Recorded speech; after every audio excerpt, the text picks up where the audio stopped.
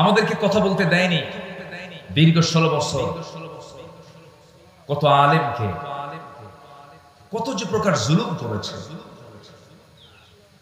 আল্লামা সাইদির মতো মানুষটাকে ধরে রিমান্ডে নিয়ে প্রায় 2-2.5 মাস ধরে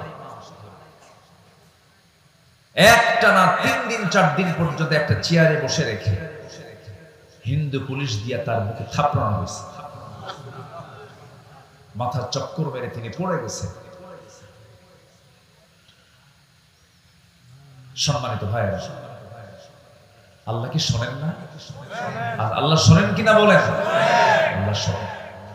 চোখের পানিতে যায় নামাজ ভিজে গেছে, চোখের পানিতে জেলখানার বালিশ ভিজে গেছে। আজকের যিনি মেহমান কথা বলবেন, আমার প্রিয় ভাই খালিদ সাইফুল্লাহ ইউদি, তার হাত ভেঙে দেওয়া হয়েছে।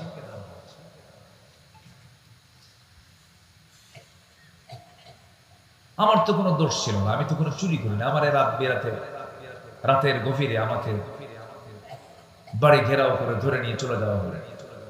থানায় নিয়ে বলল, হুজুর কি করবো, আমরা তো ধরতে চাই না, কিন্তু খুব চাপ,